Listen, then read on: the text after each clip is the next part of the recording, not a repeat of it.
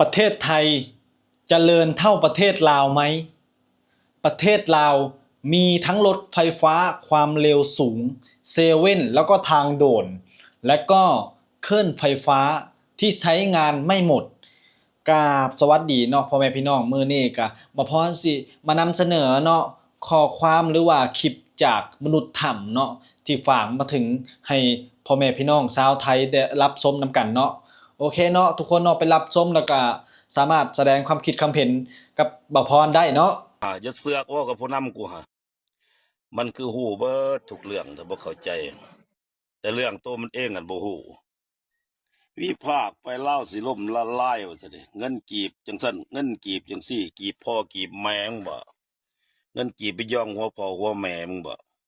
มึงเอาโตบ้านมึงให้มันรอดก่อนบักหำบักคุขี้คนลาวมันบ่แม่นสิคือมึงคิดระบบการปกครองเขามีระบบระเบียบมีแผนกูกับคนลาวผู้หนึงบ่จ้าบ่โง่คือมึงคิดดอก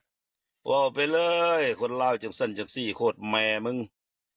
ถ้ามึงอยากเบิ่งมึงก็เบิ่งโครงสร้างพัฒนาเขาติโอ้ยบ้านพ่อบ้านแม่มึงยังบ่มีรถไฟทางด่วนซ้ำโคตรแม่มึงกูมีหมดแล้วเขื่อนไฟฟ้ากูมันจักร้อยเขื่อนโคตรแม่มึงเห็นบอกเขาจะคนมีเงินเขาจะมาลงทุนอยู่บ้านกูหั่นมึงยังสิว่ากูสิทุกข์อีกโอ้ยบักกูขี้มึงนั่นบ่ฮู้หยังมือคีย์บอร์ดเล่นคีย์บอร์ดลิ้นคอมพิวเตอร์เป็นอันหนึ่งมีโทรศัพท์ในมือเว้าไปเลยลาวสิล่มละลายสิลุกสิจมประชาชนทุกยากทุกโคตรแมงบ่จุกูเมาคุมื้อเบียร์กินจนหากกินจนขี้ออกคุณบักควายมึงมีปัญญาเมาคือกูบ่มึงมีเวลาแล้วมึงมาเลาะเบิ่งประเทศลาวน่ะห่างห้านแต่ละจุดแต่ละบอนนั่นมึงบ่ต้องเว้าแต่ปากวิพากษ์วิจารณ์เงินจังซั่นเงินจังซี่โอ้ยโอ้ยโอ้ยตายแล้วตายแล้วมึงขี่แล้วล่างก้นมึงอะมันร้อนก่อนนะคันบูจักความเรียกก็ขี่แล้วก็จบมาดมเองหามึงอีหามึงอย่าสู้เสือกกับบ้านกับเมืองกูหาอย่าเสือกว่ากับผู้นำกูหากูฟังกูไงฟังแล้วว่าทางมันสร้างสรรค์ที่เกิดเป็นคนทั้งที่ฮะมึงสิอยู่100 ปีบ่จนนั้นมึงก็ตายแล้วโคตรแม่มึงนั่นแหละทุกคนเอ้ยมนุษย์ถ้ำเราว่ะประเทศไทยบ่มีรถไฟฟ้าอ่า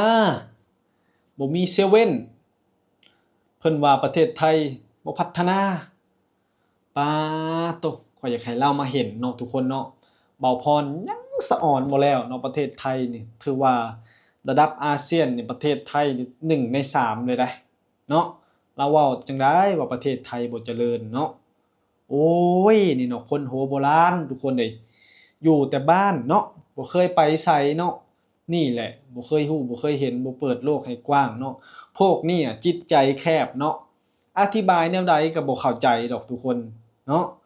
คือว่าแหละพวกนี้มันสร้างความแตกแยกเนาะนี่แหละบางคนมาด่าบ่พงบ่พรโอ้ยเนาะอยู่หั้นอยู่นี่เนาะพวกบ่เปิดโลกกว้างเนาะคนเฮานั่นต้องยอมรับประเทศอื่นเนาะเพื่อนบ้านพัฒนา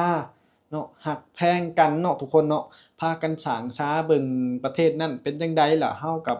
ชมเชยแล้วก็มาปรับประยุกต์เข้าเนาะโอ้ยเนาะบ่พรละงึดหลายอยากให้บ่พรพามาเบิ่งบ่เนาะเบิ่งประเทศไทยเนาะขี้ยงขี้เหย่อในหนทางก็บ่มีเนาะแม้แต่จอโทรทัศน์ทีวีน่ะติดแบบว่ารถไฟฟ้านี่สิแล่นมาฮอดจักนาทีจักนาทีก็มีให้เบิ่งเนาะแถมที่ชาร์จแบตก็มีให้เสียบพร้อมเวลาโทรศัพท์แบตหมดป๊าดโตป้ายรถเมล์ก็ติดแอร์นี่ล่ะคือประเทศไทยเนาะ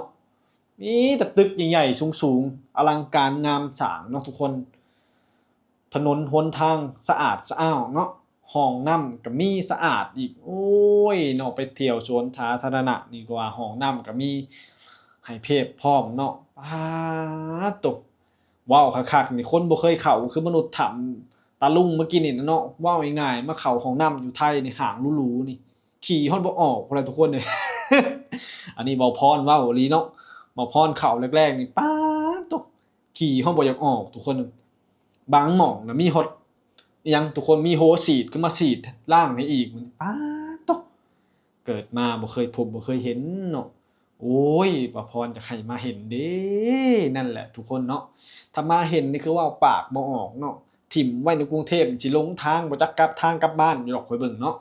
โอ้ยเนาะคนเฮานี่แหละโหเต่าล้านปีเนาะบ่เคยเห็นก็เว้าไปทั่วเนาะโอ้ยข้อยเลยงึดแรงเนาะเพิ่นว่าประเทศไทยนี่บ่เจริญเอาสมองชนใดมาคิดเนาะ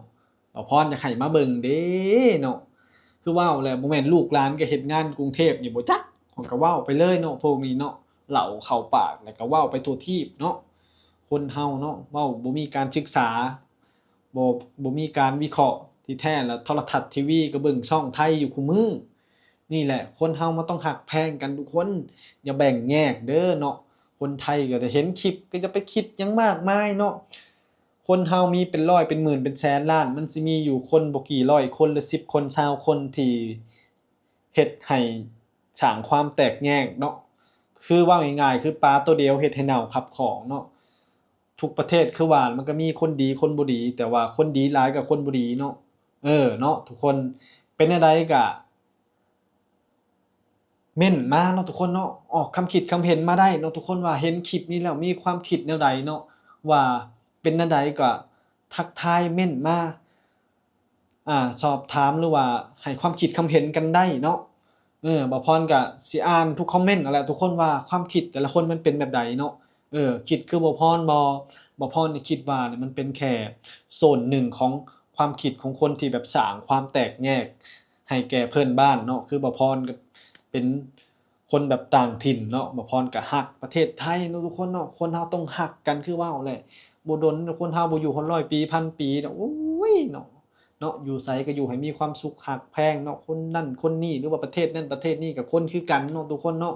อยู่รักแพงนะปองดองกันไว้เนาะชีวิตจะได้มีความสุขเนาะทุกคนเนาะโอเคเนาะทุกคนเนาะคลิปนี้ก็จบเป็นเพียงเท่านี้เนาะผู้ใดออกความคิดหรือว่านี่แนวคิดแนวใดก็เม้นมา